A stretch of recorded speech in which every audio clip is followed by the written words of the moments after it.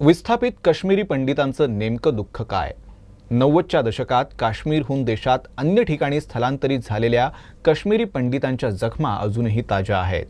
यातच Kashmiri पंडितांबद्दलचा the Kashmir files हा चित्रपट नुकताच प्रदर्शित झाला.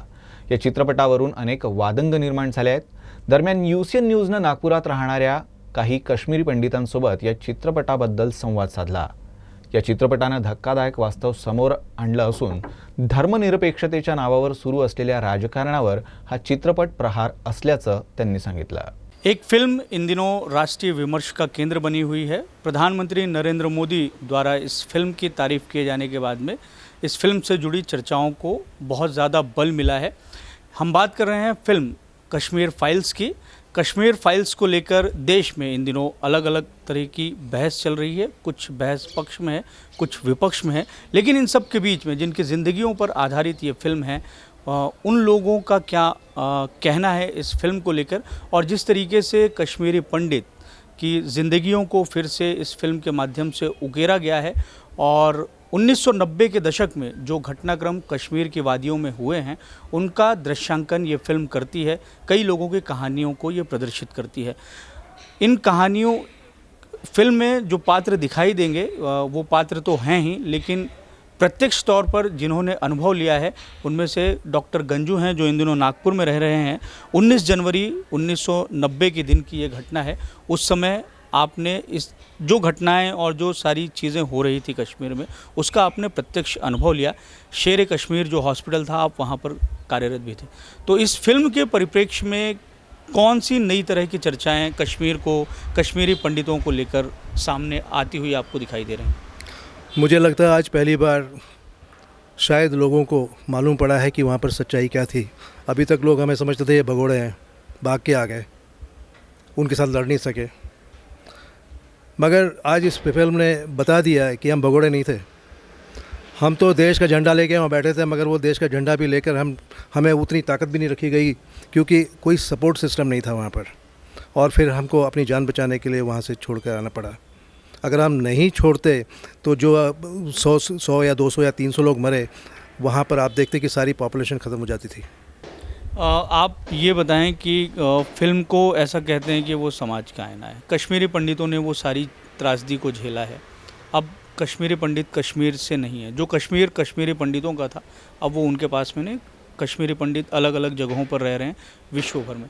इस फिल्म के माध्यम से आपको क्या लगता है कि क्या ऐसा बदलाव आ जाएगा, या क्या बदलाव आना चाहिए कश्मीरी पंडितों की ज़िंदगी में? कम से कम बदलाव तो मुझे लगता आएगा ही, क्योंकि जब सब लोगों को पता चलेगा ना तो असलियत क्या थी वहाँ पर, रियलिटी क्या चल रही थी वहाँ पर, तो बदलाव आएगा. कुछ ना कुछ तो स्टेप्स उठाएगा गवर्नमेंट, कुछ ना कुछ तो चले आगे हो जाएगा. जैसे 370 निकाला तो उसके बाद के बहुत फ़र्क आई. मुझे लगता, मैं तो गई नहीं तब से कभी, पर I think it will be good for all people, for the whole India. इस फिल्म को देखने के बाद में जो प्रमोशन से जुड़े हुए वीडियो सामने आ रहे हैं, कई जगहों पर जो कश्मीरी पंडित हैं वो रोते हुए दिखाई दे रहे हैं अपने दर्द का अनुभव लेके, और जो नई जनरेशन है वो ये देख रही है, महसूस कर रही है कि उनके जो पूर्वज हैं या उनके जो पुराने लोग थे उनके परिवार के, उनके साथ में क्या दर्द रहा. तो इस फिल्म के माध्यम से कश्मीरी पंडितों के दर्द को दिखाने में ये फिल्म कितनी सफल हुई, आपको ऐसा लगता है? और जो घटनाएं हुई हैं उसकी भरपाई तो खैर कभी नहीं हो सकती है, तो जो नई जनरेशन है उसको नया कश्मीर किस तरीके से दिया जा सकता है?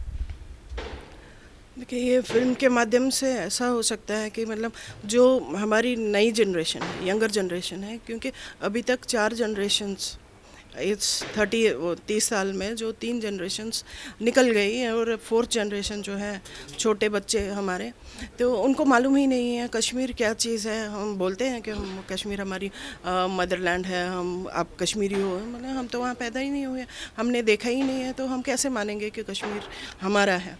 तो ये मूवी देखने से, और आप लोग तो ऐसे ही निकल गए हो, हमारे बच्चे ऐसे बोलते हैं, आप तो ऐसे ही निकल गए, आप तो भगोड़े.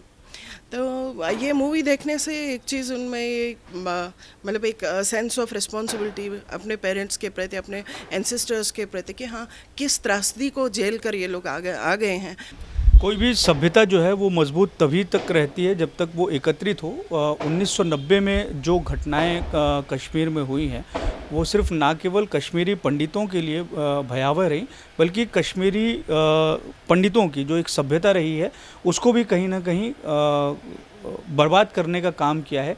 क्योंकि समूह से रहने वाले कश्मीरी पंडित, उनकी संस्कृति, उनकी सभ्यता अब छिटक गई है और वो अलग अलग जगहों पर केंद्रित हो गई। तो जैसा कि मैम ने बताया कि इस फिल्म के माध्यम से जो उनकी सभ्यता है वो कम से कम एक साथ आने की कोशिश हो सकती है। हमारे साथ बांगचू साहब हैं। साहब, ये बताइए कि हमारा जो घर होता है या हम जहाँ के मूल के होते हैं उस पे हमें बहुत ज़्यादा भरोसा होता है। कुछ ऐसा ही भरोसा आपको भी था 1990 के दौर में, जब तक ये सारी घटनाएं नहीं हुई थी। आपने अपनी एक छोटी सी बच्ची को एजुकेशन के लिए उसके ननिहाल में कश्मीर में छोड़ा था, उसके बाद में ये सारी घटनाएं हुई। तो वो क्या दर्द है, कितना दर्द है कश्मीरी पंडितों को, और ये फिल्म किस तरीके से उन कहानियों को उकेरने में कामयाब होती हुई दिखाई देती है? ये फिल्म अक्षरता सही है, इसमें एक भी सीन ऐसा नहीं काल्पनिक नहीं है। जैसे लोग अभी बोलने लगे हैं कि वो बेसिकली हिस्ट्री को इतिहास को इतने सालों तक दबा के रखा गया। तो हम विवेक जी के बहुत ऋणी हैं कि उन्होंने कम से कम इतनी साहस जुटा दिया, और उनके जो टीम है, मिथुन जी, मिथुन दादा, क्या नाम, अनुपम खेर और बाकी जो थे जिन्होंने, पल्लवी जी, जिन्होंने ये साहस जुटाया कि हमारी जो त्रासदी थी उसको उजागर कर दिया, पर्दे पे दिखा दिया। कम से कम ये वर्ल्ड को भी पहली बार पता चला। तो इस फिल्म कश्मीर फाइल्स फिल्म के माध्यम से कश्मीरी पंडितों को लेकर नए तरीके से विमर्श हो रहा है। उनकी कहानियों को इस फिल्म ने जिस तरीके से कश्मीरी पंडितों के जो दर्द को दिखाया है, उसने एक तरीके से नए विमर्श को जन्म दिया है। कश्मीरी पंडितों का ये मानना है कि ये फिल्म दुनिया को कश्मीर की 1990 में जो घटनाएं हुई उसकी असली कहानी दिखाती है, और कहीं ना कहीं कश्मीरी पंडितों को लेकर नज़रिए को बदलने में इस फिल्म की महत्वपूर्ण भूमिका रहेगी। कैमरामैन जितेंद्र खापरे के साथ दिव्येश त्रिवेदी, यूएसएन न्यूज़, नागपुर।